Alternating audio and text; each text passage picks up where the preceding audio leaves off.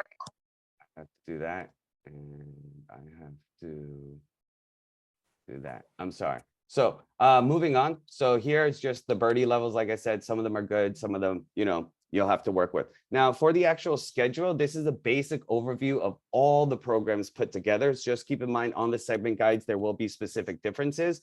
But overall, basically what you're looking to do in my class or my goal is to basically just about finish the reading in the first hour, then complete the listening in the second hour, and give yourself the third hour to do writing or speaking. Now, for the writing days, they will be odd weeks, 1, 3, 5, 7, 9, 11, 13. And there's two types of writing for the mid and the mid-high levels, okay? For the low levels, it's just one type of writing. It's just basic paragraph writing and stuff like that, okay? Then for even weeks, you'll do opinion speaking, okay? Keep in mind, this is also what they're gonna be tested on for the achievement test coming up. And I'll go into each component as we go through. So overall, fundamental skills is going to be the skim, the scan, annotate, as well as we all know the Cheongdam pizza. You're going to do varying levels of this as you go through each level. Keep in mind that they're going to be introduced to this at a very low level, but at the same point, as they progress and you have a higher level students, you're going to want to challenge them and teach them other skills in order to gather this type of information. The Cheongdam pizza, most teachers, you're using it for the reading and listening, but it's also the same when they're doing writing and speaking, okay? So just keep that in mind. It's basically like the core of it. In addition to the fundamental skills that you'll be using for the C1 program, there's also the learning goals. This is something that you should have hit on when you did your training first, but these are the 3 learning goals that we have for all classes, not just C1. They're listen, show, don't tell, listen and build on, and the 75-25. Overall, what these goals are really trying to focus on is the idea of a student-centered learning. Here, student-centered learning is the idea that we're going to engage the students in the learning process, hopefully allowing them to take more ownership. And you as the teacher are more of a facilitator, and you're working through the activities and concepts with the students. Here, all about repetition, repetition, repetition, okay? So like I said, that's why I really like the C1 program, because you're going to be using the same topic and you're going to be using the same skills just in different ways. So this is an overall general view of introduction of the program and its overview. And now I'm going to go into specific components. For specific parts, I might be jumping back a little bit back and forth, but I tried keeping everything into the slides.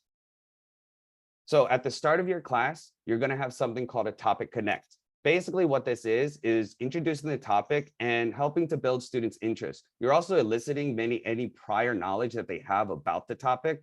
For some of the topics, like I said, they'll have a pretty good amount of knowledge. For example, fast food, you can just simply ask them, what fast food do you like? Is it good for you? Is it bad for you? Stuff like that. However, like I said, some of the topics they'll have no knowledge of. So therefore, you're going to have some media or have some type of discussion prepared. Here, they provide you with an image as well as a prompt that you can use in the class. This part on the right is the actual smart book that you will see, okay? However, I recommend that you create something of your own depending on the level of students, and also to make the lesson more personalized for yourself.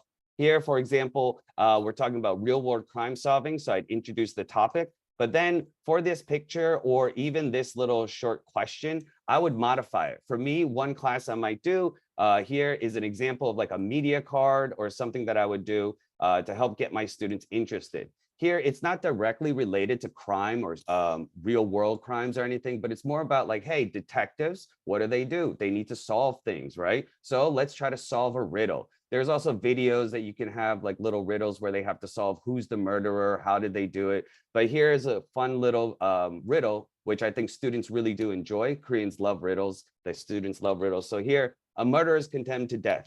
He has to choose between 3 rooms. The first room is full of raging fires. The second, assassins with loaded guns. And the third, lions who haven't eaten in years.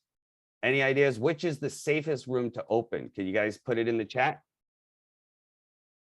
Which room do you guys think?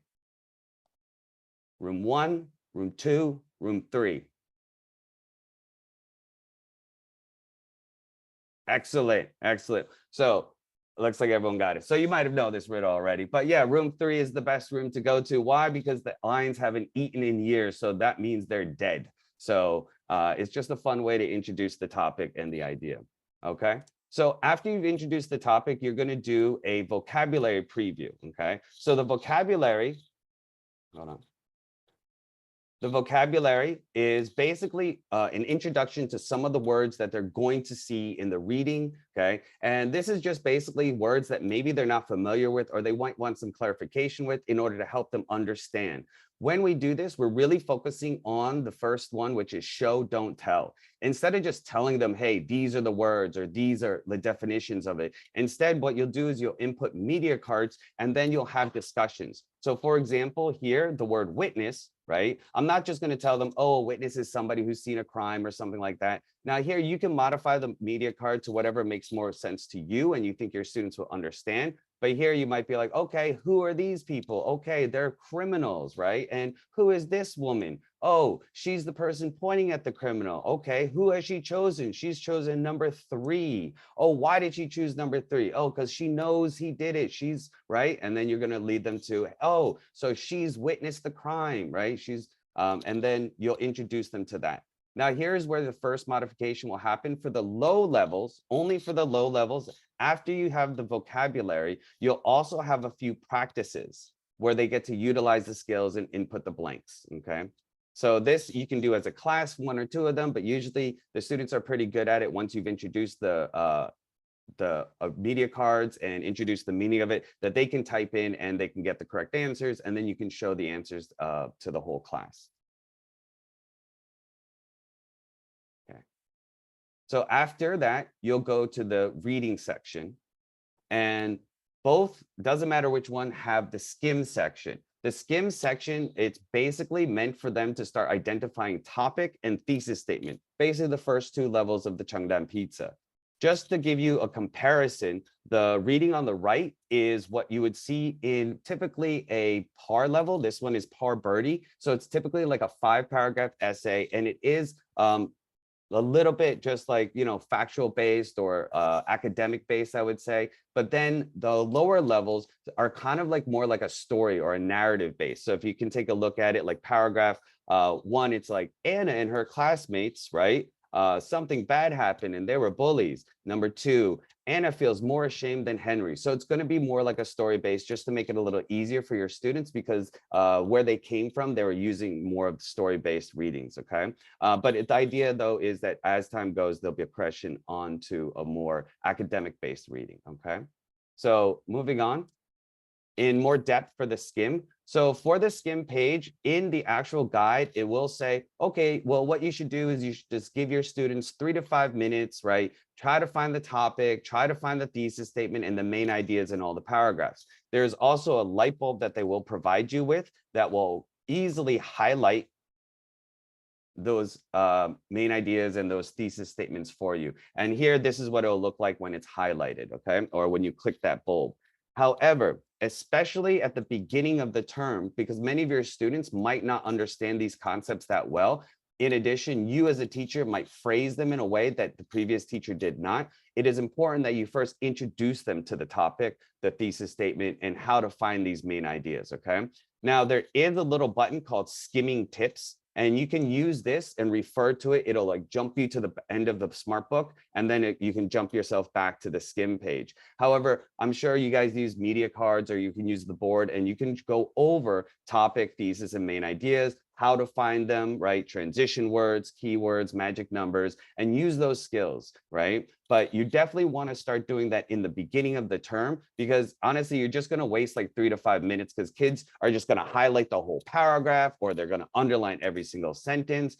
Also, for as you progress to like higher levels, I know when I have students from like Birdie and stuff, they're just like, it's the last sentence. It's always the last sentence. The thesis is just the last sentence, and the main idea is just the first sentence. So you want to start teaching them that that's not always the case, that you have to have some rationale behind it. So for example, for real world crime solving, instead of just hitting the light bulb, I'd go over, for example, I'll say, okay, well, here we have a magic number, which is 3 main methods. So we know that this is a signal to tell us that this might be what the rest of the paragraph is about.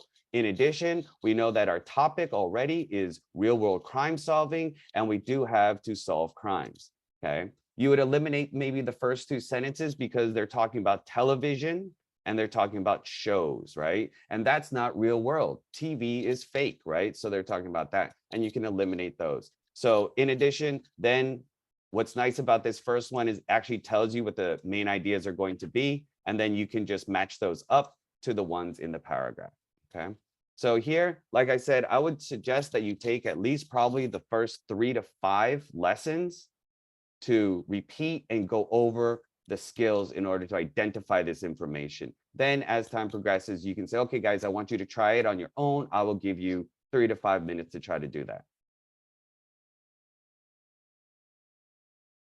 Okay, so because the skim is only looking at the topic, thesis, and main ideas of each paragraph, we then want to transition them to also be able to find the major details and minor details. So this is the summarized page. Here, you're going to need to use dual screen. So if you don't know dual screen, and then it splits it. Personally, this is something I don't really like. I find that when I see their tablets, it's like the keyboard takes up half and the other screen takes up half, and they can't really type that fast anyways. So a good fix to this is using the workbook. In the student's workbook, as long as they're getting those, it should have their vocabulary, it should have their reading, and they should have space for listening. I would recommend using the workbook and outlining the reading in there. Then you can just elicit from them, and then you can type in or you can write in, right, what your students are saying and what the main ideas are, what the major details are, okay? Now, when you do this, though, because we already found the thesis and main ideas, these will already be included in the page. So what you want to do is you want to start helping them use prediction skills using WH questions, right? And elicit, okay, well, if we're going to interview people, you want to be able to have them start saying, well, who would we interview? What people would know, right? And here, this also refers back to, if you look to basically our vocabulary, which is witnesses, right? Oh, we would want to know a witness, somebody who saw the crime. That's who they would talk to, okay? So you would go through these.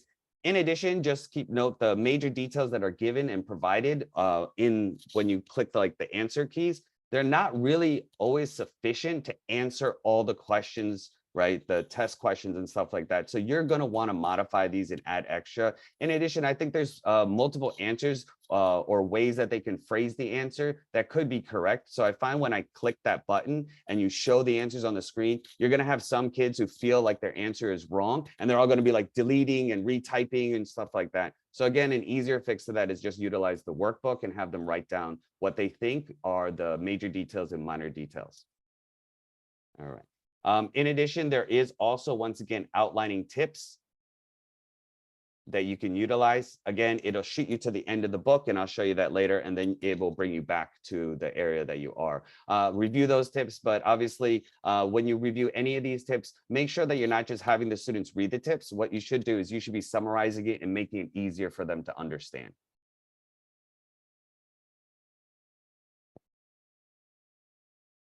So this is the scan section. The scan section is basically like the in-class quiz. The in-class quiz, though, is much different than what they're going to do for the actual achievement test. For both low, mid, and high levels here, you're going to have a lot of fill in the blanks, okay? Filling in the blanks, I don't always agree with 100%, like I said, because there can be like more than one answer, and some students get confused. Should I put a whole sentence, right? Here, so for example, what is the first method police detective use in solving the case? This one's pretty basic, but you might have some issues, but it is important for them to justify and go over, oh, what did you choose? Why did you choose that? And then I always like to ask them, like, what paragraph did you find it in? What line did you have in? Can you read that sentence for me? And that also confirms and lets other students know, oh, is that where you found it? Did you agree with that? Yes or no, right? And that's also relating to the idea of listening to a student and building on it. So I'm not necessarily going to confirm their answer. I'm going to ask other students, right? Do you agree? Can you, justify that answer, and so forth. In addition, you'll usually have two or three vocabulary questions at the end of this question. Like there'll be 1, 2, 3, 4, and then I just have one example here. Okay. Again, they can use the dual screen because they're supposed to refer to the note section here, right? They're supposed to refer to these notes or refer to the reading in order to answer those questions. But again, like I said, having that workbook with all the information already in it, right, is a lot easier, because then they can use their workbook, they can look at the tablet, and then they can type in their answers, and they can literally copy those sentences. Okay.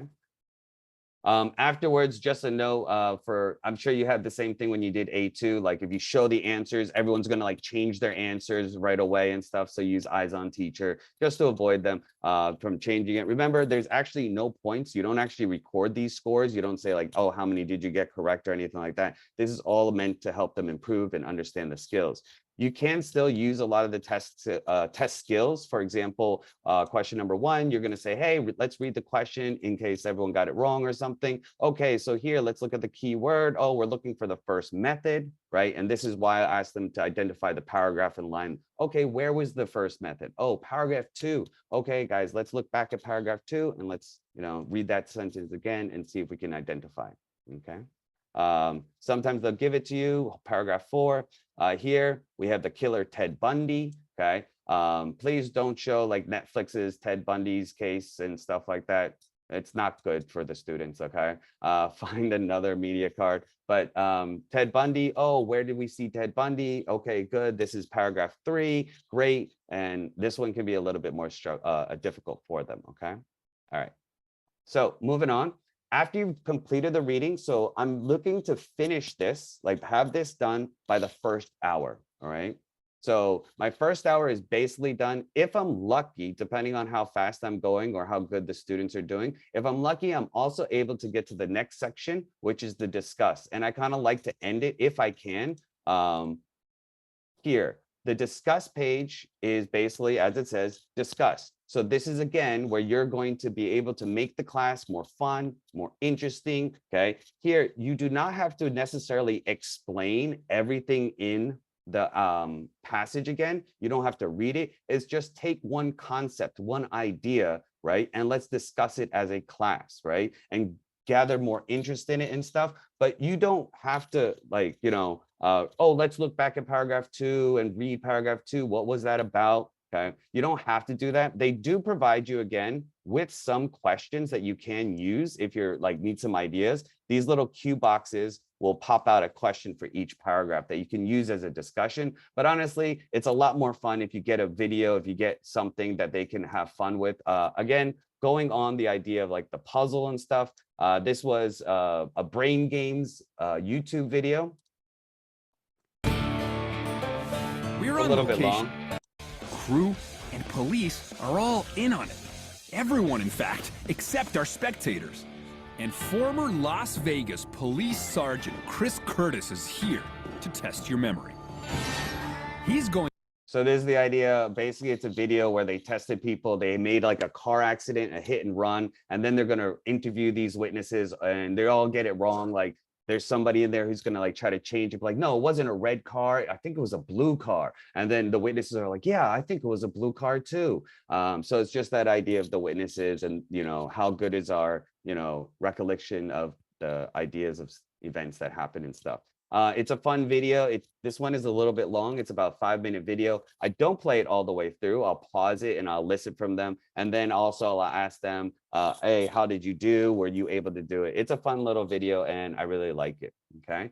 Then at the end of the discuss page, there is a little blue button. It says KM on it. And basically this is for knowledge map. You have to click it. And basically what will pop up is basically just a quick map of what the reading was. So here it was crime solving methods, interview people, review evidence, investigate records, and so forth. Okay. Here you're just going over exactly what you did. Like I said, repetition, repetition, repetition. Now you might be like, oh, well, that's a little bit much, like, why do we have to go over again? But in my case, there's a great opportunity to elicit from students who are shy, quiet, or, lack confidence right now. This is a great way to introduce the topic or get them involved in the lesson because they know the answers. We've been talking about it. Now I just want them to use English to express those ideas. Does that make sense? So you can ask them again, like, oh, well, how many main ideas did we have? What was the first one, Sally? Oh, it was great. And when they witness people, who did they use? And just makes it easy on them. And that way, especially in the beginning of the term, you can build that confidence. And then later on, they'll continue to participate more, hopefully. Okay. All right. So now I'm done with the reading. Okay. And you're going to go to basically the listening section. We're on location. Sorry. I don't have much here to say. For the listening section, it starts again. You're doing vocabulary to introduce the topic. you'll have media cards. The lower levels will have some exercises in order to utilize the vocabulary, like fill in the blanks and stuff like that. Okay. Now, listening is where things kind of change a little. So I'm going to do my best to try to explain it, but make sure, like I said, you check out the segment guides, depending on which level you're doing, the low, mid, or the high one. Okay. So here, for the listening section, you are going to have something called the comprehend section.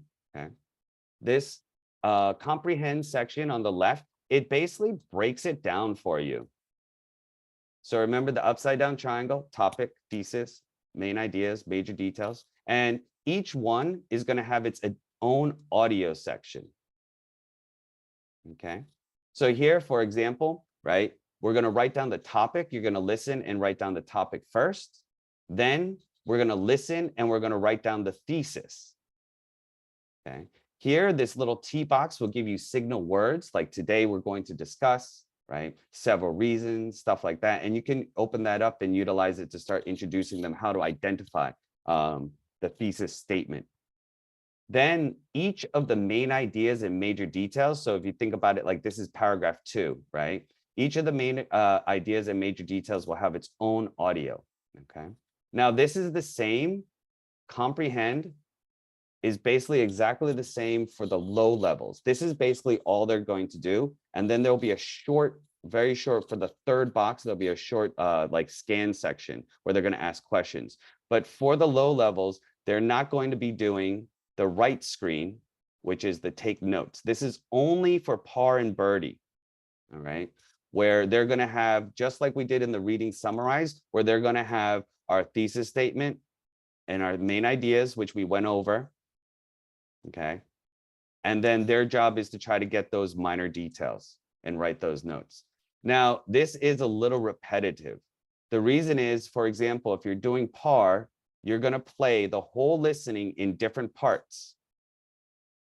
Then when you do the take notes, you're going to play this audio and it's going to be the exact same audio. So they're doing it twice. The reason they say to do this, or the way it's supposed to be done in the guide, is that for this section, where they get all the main ideas and fill in the blanks, they're going to use earphones and they do it on their own. They do it independently. However, I don't know about you, but we don't got earphones. And I know having 13 kids all start playing, you know, I have witnesses, I have witnesses, I have witnesses. So it's just a giant mess. I recommend 2 things. One, you just play everything on the TV and you have them do their best to fill in the blanks. Or 2, what I do in my class, and talk to your FM, talk to your, TL, for the par birdie lessons, we just use the notebook and I just have them write a set of notes, and I write a set of notes on the board and help guide them. I pause, I play, right? Elicit from them, what was the topic? What word did you hear repeated? And then help them organize their notes in their workbook to look something like this, okay? For the lower levels, I do, because it is a lower level, I do use just, hey, let's try to fill in the blanks and listen to the keywords and phrases. For the lower levels, you will also have a little number next to each one of the boxes. And what it says is basically how many words. So here, there would be like a number 2 next to it. And that means we're listening for 2 words to fill in the blank. And these are all 2 words, but in the lower levels, it has different, like 3 words or 1 word that you're looking for. So you can use that to help them. Okay, guys, so we're going to be listening for 2 words. Here, we're talking about witnesses and police, informants. Let's listen. And then they listen for, did you hear witnesses? Did you hear police? Yes. Okay, let's listen to what those 2 words are. You press play, they get those 2 words and they type it in. Okay.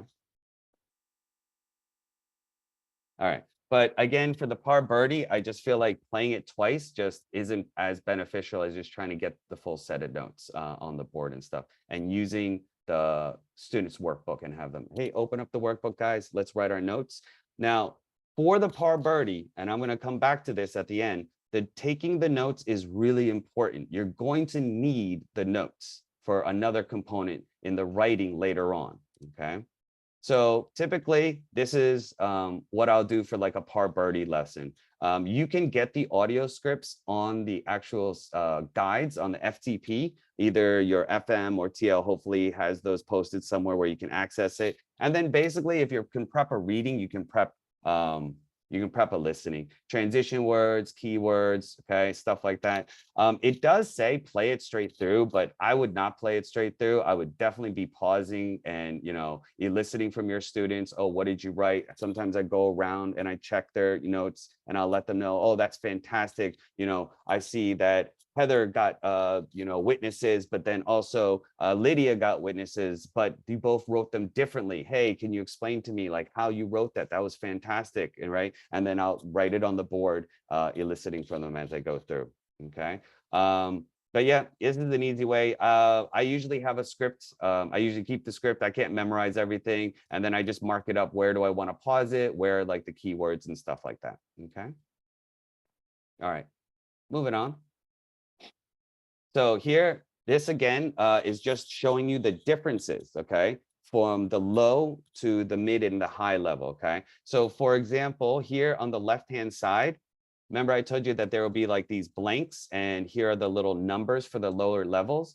Then basically the third reason or the third detail, it's just this last audio, okay? And then there's usually like 2 or 3 questions that they need to answer on that one part of the audio. So basically the whole lecture is played, but only on the last part do they actually have like questions that they need to answer regarding that, okay? But otherwise, everything else for the first and second parts are just, hey, fill in the blanks, find the topic, find the thesis. However, for the upper levels, the scan section, again, will have specific questions. Oops, I'm sorry. They'll have specific questions, and then they'll need to choose like true, false, and they want to use their notes. Again, they do say, hey, go dual screen, right? Look at the note-taking section that we took, and then you can answer the questions and stuff like that. But again, it's a lot easier if the notes are in the workbook, right? Then they can just look at their notes, answer true, false. You can identify the questions, do, elicit from the students for justification, right? So here in question 1, who are we talking about? We're talking about a witness, right? And they are seeing a street gang. They think they may think that talking to the police may do them harm, right? So do they want to talk or they don't want to talk? Oh, they don't want to talk. Why? Because someone might, murder them or hurt them or threaten them. Very good. Excellent. What detail was that? Where did we find that? Stuff like that in your notes. And if you have the notes on the board, it's just a million times easier just to point your finger like right here. Remember, guys, we wrote this down, and you can box it and circle it and show them where you got it from. Okay. So again, the left-hand side, this is the low level. And then this would be more the mid and mid-high levels, okay?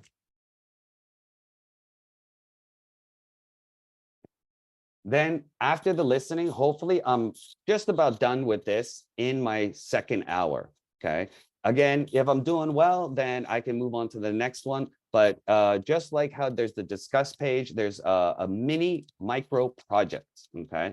This is just a fun project. It's kind of like, okay, we did all our reading, we did all our listening. Let's have a little bit of fun. I'm the C1 teacher. You're always telling me C2 teacher is better than me. And the C2 teacher, Dylan is always doing projects. Dylan lets us use PPTs. Dylan, all right, well, fine. But unfortunately, you have like really a limited amount of time. You only have like 10 minutes to do this. On your first day, you've used up your 10 minutes on like introductions and just like basic like logging into tablets, but try not to cut this out. Lighten up on some of the listening, lighten up on some of the other things, because the kids, let's have some fun, my student survey scores too, but here, so for the collaborate is just a micro project. You don't really have time to put students like in teams. If you have desks like together, you can maybe pair them up really quickly. But basically you want to have a fun output, right? Have them present. You won't have time to have everyone present. So usually I'll say, oh, who wants to present? Who would like to present? And if, there's shy students and they don't want to, I won't force them, but I will try to rotate throughout the term, right? Okay, hey, we had Nicole do it like last time. I think, Bara, it's your time. Right? Come on, let me see what you got. You can give them paper. You can try to, give them little prompts, draw a picture. The bridge, the dragon one is a great one. So basically it's like, hey, I want you to design a dragon. You got 5 minutes to color, and then you got 5 minutes to describe your dragon. Is it a good dragon, bad dragon? And you can have like a PowerPoint or write on the board. What is its superpowers, right? Why does it do that? Stuff like that. And, they'll come up with some crazy stuff like this is the teacher eating dragon, and because blah, blah, blah, blah, blah. And then you have a few students present, you give them a round of applause, and then you'll move on to the writing section, okay? So you could do this, I would say, at the start of the 3rd hour, and that's okay. That's usually where I usually get this started. So basically, this still gives me at least 30 to 40 minutes to go over the writing and speaking sections at the end of my class. Does that make sense? Okay.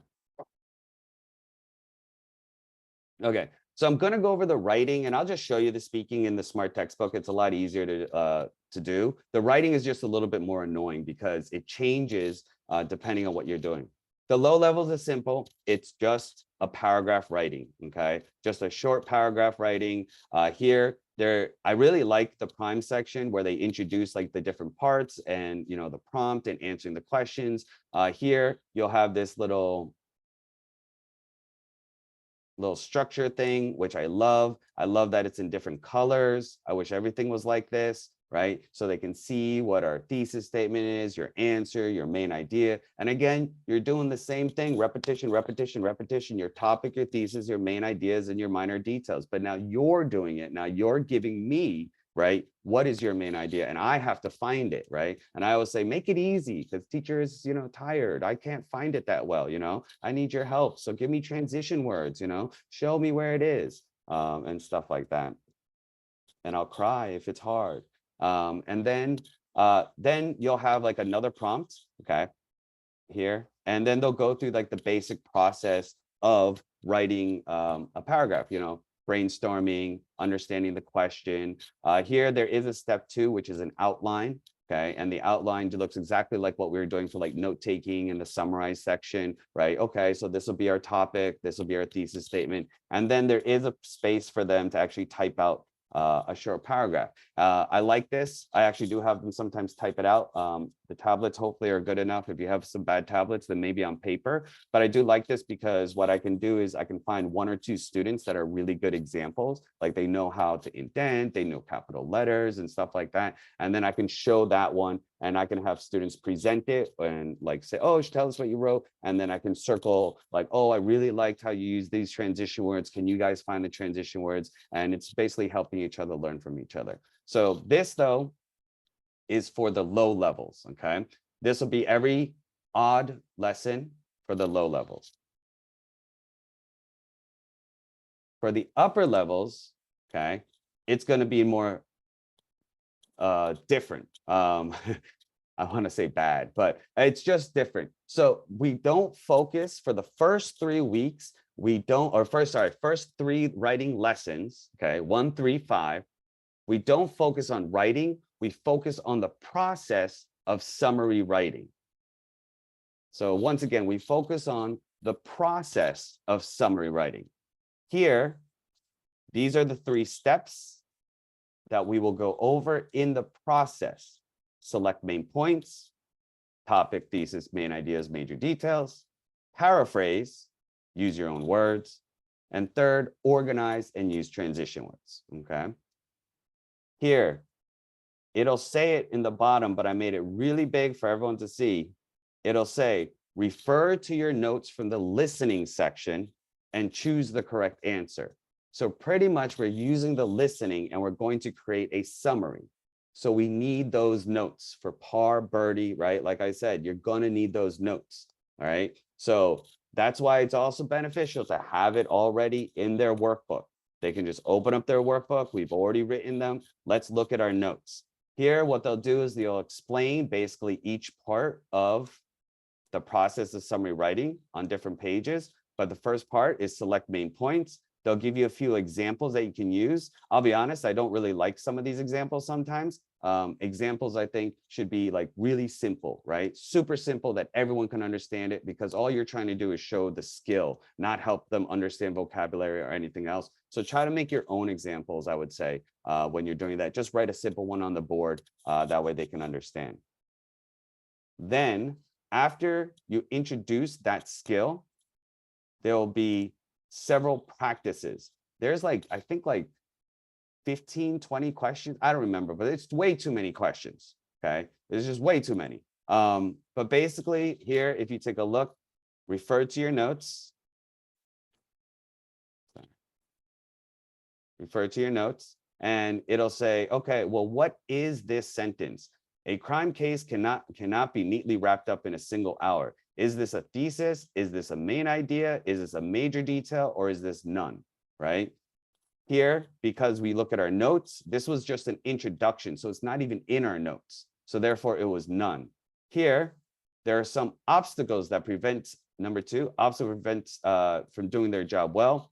Obstacles was in our notes. So here, they should identify that this is where our thesis statement is, okay? There's no way you're gonna go over all of these, especially on the first day and stuff. So pretty much you're gonna do a few as a class, and then you're gonna have them do the rest. I strongly recommend just put up a timer. Like, you got 3 minutes to try to answer the rest. Look at your notes, match them up, and then just show the answers and say good, bad, just stuff like that. If there's one like everyone gets wrong, maybe you have time to like go over that one or two, okay? So again, these are going to happen weeks 1, 3, and 5 for the writing section.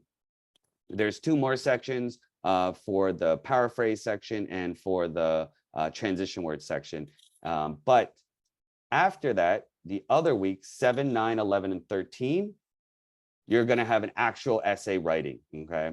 They're going to go over, so they're going to explain to you how to do introductions, body paragraphs, reasons, conclusions, all this stuff that honestly is actual writing. So they will actually write, okay? Here, it's very much similar to the lower levels. The only difference is you're writing not just one paragraph, but you're writing a full essay, right? Here, they'll give you a prompt.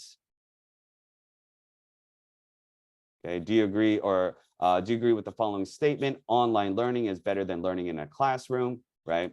Here, this is also based on the topic of this lesson, right? So remember, everything is the same. You're reading, writing, listening, speaking, all the same topic. Hopefully, we've gone over enough information that they should have good reasons and examples.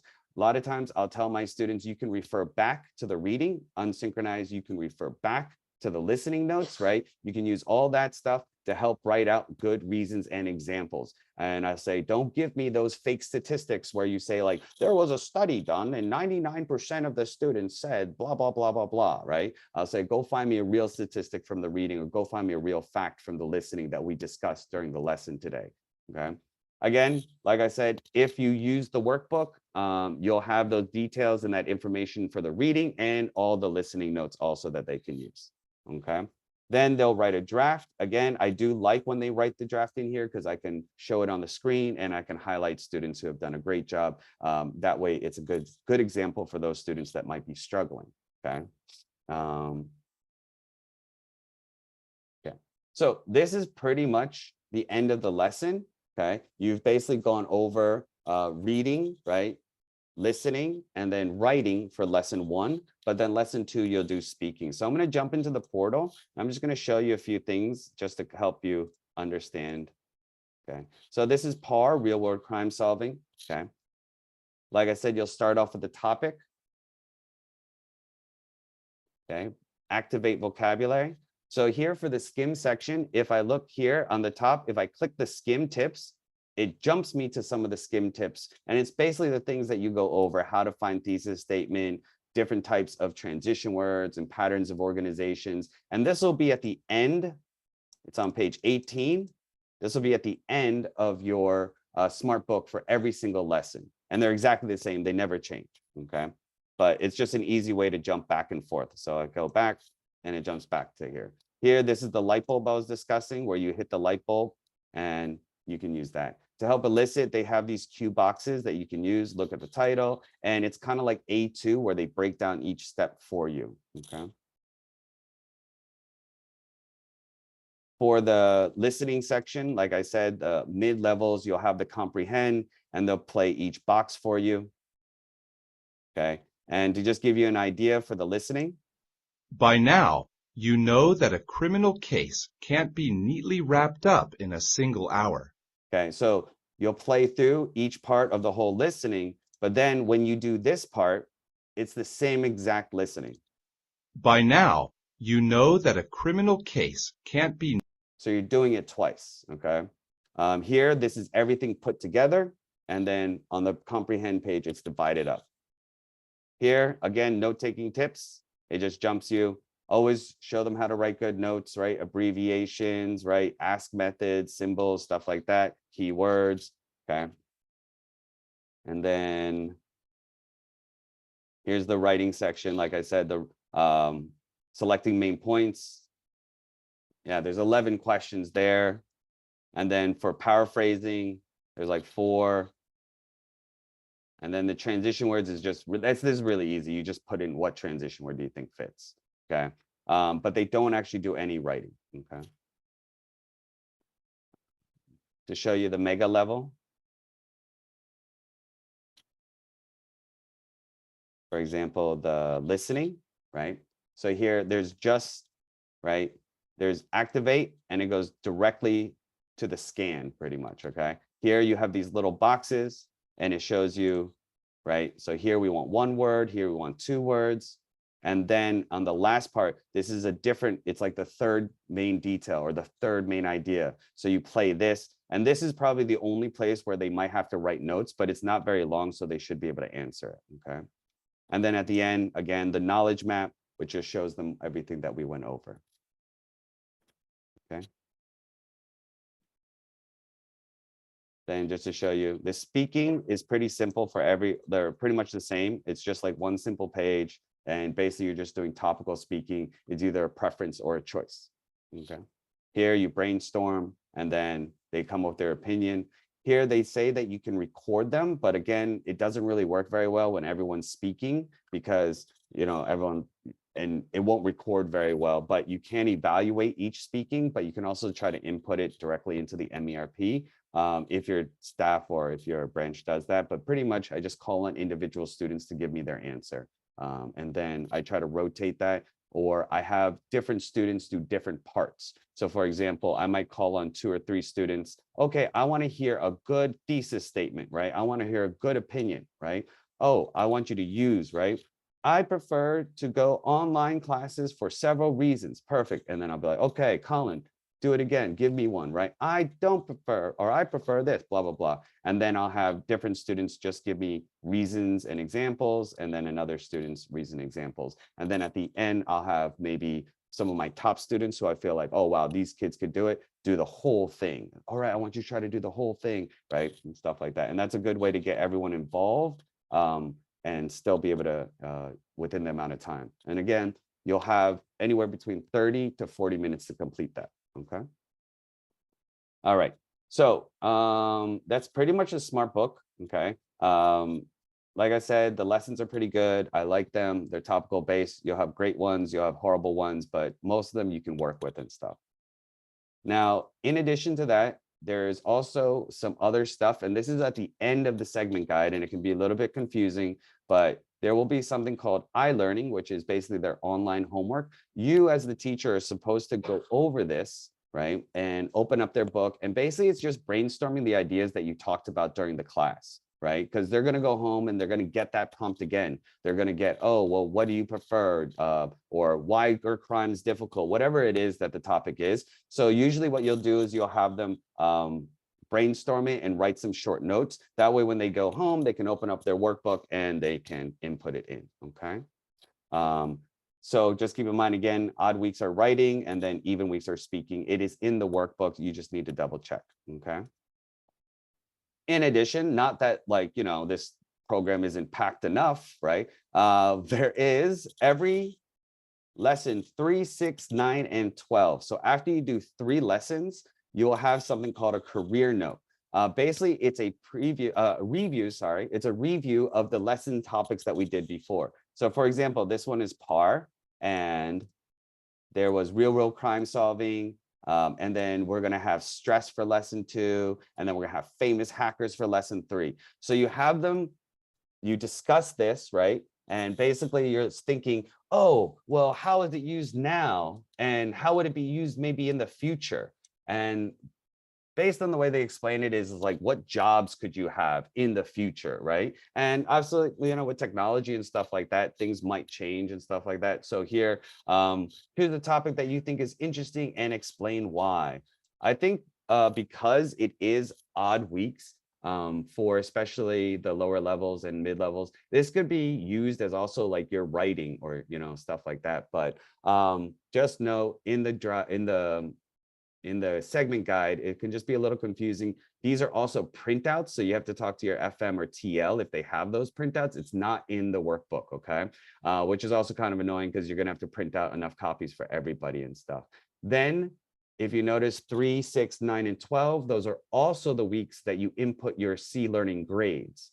In the MERP, there will be a place called C learning, and you will need to input those grades on those days, okay? So I would talk to your TL, I talk to your FM. I know different branches will conduct this part a little bit differently. So you can talk to them about that, okay? That is pretty much it. That is the C1 program, okay? If you guys have any questions,